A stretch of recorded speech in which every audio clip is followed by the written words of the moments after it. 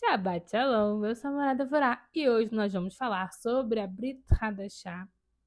Não, nós vamos fazer assim, vai ser um tema relacionado com a Brit Hadashah, mas nós vamos falar sobre como que Yosef é um arquétipo de Yeshua, entendeu?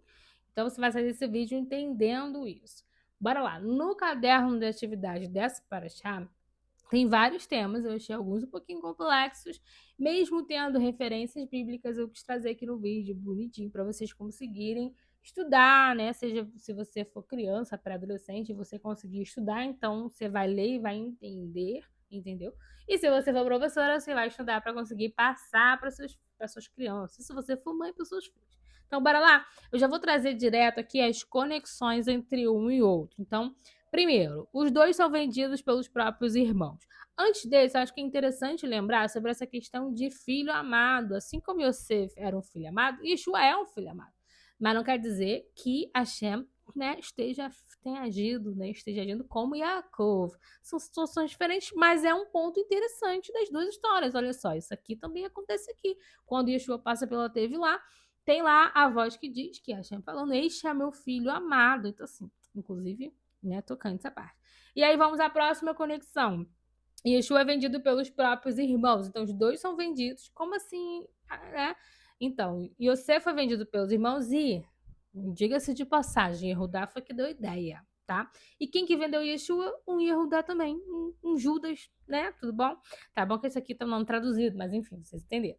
E é interessante lembrar sobre essa questão da venda e trazer a referência para vocês. Então, eu vou falar, porque eu não sei se a Morava vai conseguir estar editando hoje, por causa do horário. Mas Yosef é vendido, está em Bereshit, Gênesis 37, do 26 ao 28. E aí, de Yeshua é Matetiarro, Mateus 26, 14 ao 15. A Morava tá com colinha, né? Óbvio. Próximo, a prisão injusta. Então, os dois passaram por uma prisão e Yeshua foi, né, foi um pouco mais rápido, vamos colocar assim, mas aconteceu também em uma prisão. E a referência é Matetiarro 26, 59, 60. E a de Yosef é Bereshit, Gênesis 39, do 19 ao 20. Então ele foi lançado na prisão quando ele é acusado lá pela insolente da mulher de Potifar. Próximo, depois disso rolou uma exaltação. Como assim? O vice-rei, né? Depois da humilhação, né? Yosef, ele vira o rei do Egito. E daí, olha só. Tu estarás sobre a minha casa, somente no trono eu serei maior do que tu. Bereshit, Gênesis 41, 40. E Hashem, né? Ele exaltou o nosso Messias, Yeshua, e deu a ele todo o poder. Tudo bom? E Yeshua fala isso também, né? E a referência é para o nome de Yeshua, né? Dobre todos os nomes, Filipenses 2, do 9 ao 10. E sobre ele receber todo o poder, tá? Mateus 28, 18. Mateus 28, 18. Beleza? Beleza. Na atividade do caderno, né, da semana, tem algumas referências para vocês também, tá bom? Então, confere lá se a Mora falou. Acho que então, lá são referências diferentes aí. Uma outra atividade para você. Olha só que legal. Próximo. Vestes estrangeiras e a troca de nome. Como assim, Mora? Então, Yosef, quando ele vira ali, né, o rei do Egito, o que acontece? Ele vai parecer cada vez mais com um egípcio. Tudo bom? Você vai olhar para ele e vai dizer, não é hebreu, tudo bom? Completamente diferente. E aí, esse é um ponto interessante que é muito importante para a gente lembrar, né? Então, o Yeshua, ele tá hoje em dia sendo conhecido como o quê? Como Jesus. Ele é branco, a galera tá agora começando a questionar isso aí, mas assim, no geral, todo mundo conhece o quê? Um Jesus branco, louro claro, que ele é cristão, que ele fundou uma nova religião, que ele aboliu a Torá, mesmo ele dizendo explicitamente, né? Ele literalmente fala, eu não vim abolir a Torá. E mesmo assim, a galera criou uma nova religião, botou uma roupagem diferente nele e fazem ele parecer como o romano, nada, tudo menos um judeu, tudo menos um judeu. Quando, na verdade, nós sabemos que Yeshua, ele é Yehudi, cumpriu e cumpriu Torá, não é Deus, tem nada a ver uma coisa com a outra, tudo bom? Mas ele tem todo o poder, né? É a coisa que Deus dá poder para quem ele quer, tudo bom? E a gente tem que estar lembrando disso, né? Então, assim, porque esse é um dos motivos para não reconhecerem. Porque quando você pensa ali, ah, tá, os irmãos dele, beleza, aqui, né, tem um comentário que fala que Yosef tinha visto seus irmãos com barba e os irmãos não tinham visto Yosef com barba. Fora de pensar, tipo assim, Yosef vai virar um rei no Egito, tipo, o que tem a ver? Pois é, aconteceu. Então, assim, é muito semelhante ao que acontece com Mashiach. Então eu vou discutir, vou mostrar isso para os judeus, eles vão acreditar. Não, não, não, não. Vamos lá, lembrando quem convence o homem do pecado é o quê? É o Ruach HaKodesh. Lembrando também que há uma questão profética por trás. Então, quando Kefa, que falou para Yeshua que ele não devia morrer, Yeshua fala, sai de mim. Kefa fala para ele, você vai morrer, não, você vai ficar vivo. Ele fala, sai para lá, Satã.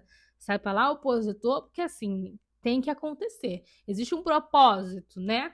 Então, assim, Morá, mas como assim um propósito? Gente, vamos lembrar da Paraxá dos Sonhos? Yosef já foi avisado de tudo que ia acontecer. E através dele houve a salvação para, que é o outro ponto, que não é agora não, é o próximo, a mulher tá aqui pulando. Mas já percebeu, né? Todas as semelhanças. A referência para as vestes de Yosef tá Bereshit, Gênesis 41, 42 e 45. E de Yeshua não tem referência, obviamente, né?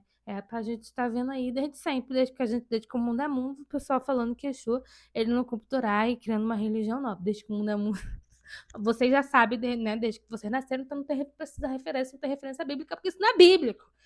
Essa confusão que eles fizeram, eu não lembro se ela está prevista nos profetas. Eu confesso que eu não pesquisei. Se eu achar, eu vou até editar esse vídeo aqui. Se eu tiver achado, você está vendo aqui uma referência para uma profética, né, para essa mudança de Mashiach. Porém, existe sim esse entendimento de que eles precisavam não, se eu não me engano tem referência para isso, que eles precisavam não reconhecer, né, eles não reconheceriam Yeshua e assim a salvação chegaria para mais pessoas, beleza? Se eu achar essa aqui eu boto para vocês também. Não vou trazer uma referência escrita apenas, eu vou aqui contextualizar um pouquinho para vocês. Nós vamos para Romanos 11, onde Rav Shaul fala explicitamente, assim, escancaradamente sobre isso.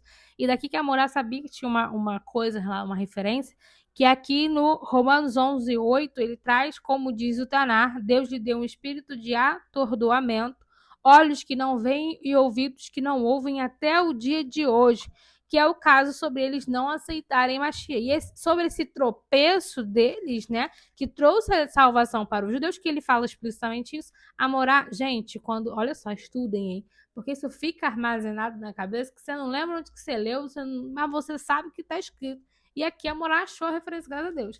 Aqui ele fala depois explicitamente, porque se o fato de terem rejeitado Yeshua significa a reconciliação do mundo, o que significará quando o aceitarem? Será vida entre os mortos. E aqui tem outra parte que eu acho maravilhosa. Se a halá oferecida como primeiro frutos é santa, toda a massa também é. E se a raiz é santa, também são os ramos. Gente, Romanos 11 é maravilhoso. Inclusive, Bezerra Shem, eu faria um vídeo sobre Romanos 12, porque no estudo de semana passada eu cheguei à conclusão de que isso aqui resume como deve ser um seguidor de Yeshua, um Talmud de Yeshua. Mas aí, vamos ficar só nessa parte aqui da referência que a Morá falou, que inclusive aqui a referência do Taná, você vai encontrar lá em Romanos 11.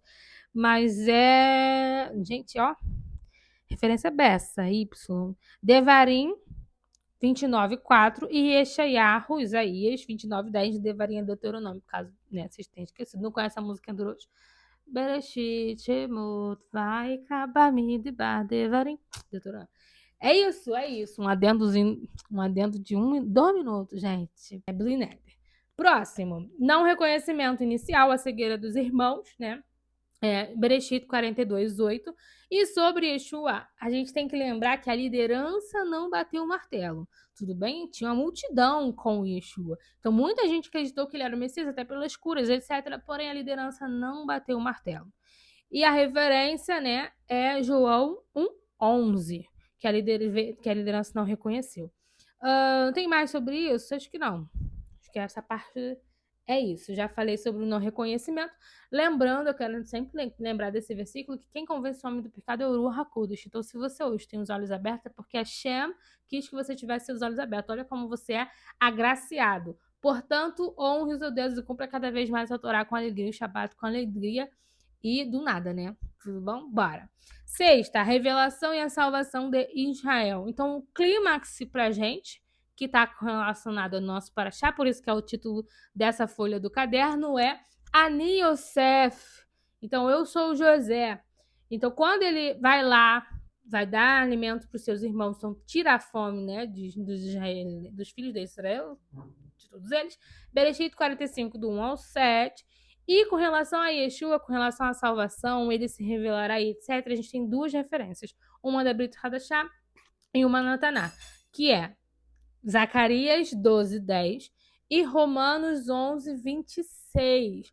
Então, essas são as referências que vão trazer para a gente esse entendimento sobre o que tem de comum, como que Yosef é um arquétipo, ele se parece, ele é semelhante nas atitudes, na história, ao nosso Messias Yeshua, de quebra uma questãozinha profética relacionada com a nossa paraxá dessa semana, né?